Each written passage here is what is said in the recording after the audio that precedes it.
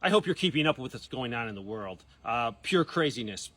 We have an administration in the U.S., we have NATO, we have Europe all pushing for conflict with Russia. I don't know why.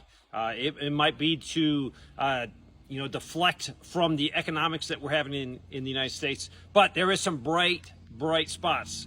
The people in France have spoken. They do not want war. It looks like they're going to call an early parliamentary election. We have Italy, where people are demanding peace. And I ask everyone, contact your leadership, be it whatever country you're in, and tell them we do not want war with Russia. We want peace. But the flow of it is not good. I am military. That's my background. My son's military. That's his background. So we know what things are looking like. If you look at outside sources, do not look at the U.S. mainstream media. They're not going to tell you all of the truth. But the world is preparing for war.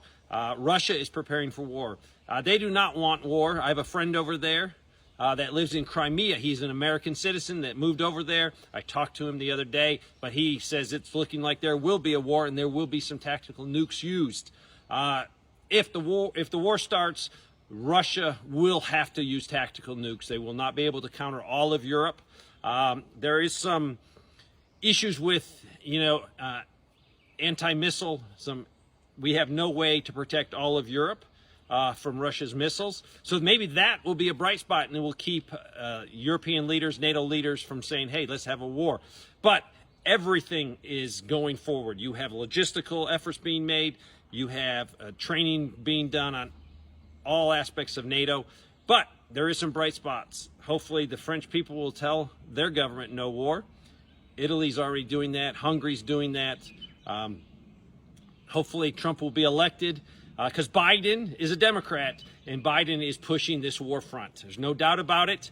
And a lot of Republicans, rhinos, are pushing the war. So pray for peace, because if a war starts, it's not going to be over quickly. It could be a very long, drawn-out thing. How many people thought that the Ukrainian-Russia war would still be going on today? People thought it'd be over very quickly and they'd sit down and get a peace treaty. But if all of Europe goes up, you're looking at China going into Taiwan. You don't know what North Korea is going to do. A lot of people will die. And the people that die will be the common person like me and you. We'll be the ones that will be asked to fight, not the rich, not the elite. They will benefit from it. But we will bear the burden. So, if you're in the military right now, start talking to your fellow soldiers, airmen, Marines, Navy personnel. Talk to them and say, hey, we don't want to fight this war. If you don't want to fight a war, just, say no. What are they going to do to you? Yeah, you might get thrown in the brig, but if enough people say no, especially the trigger pullers, they can't fight a war without us, the commoners, pulling the trigger, pushing the buttons. So, pray for peace.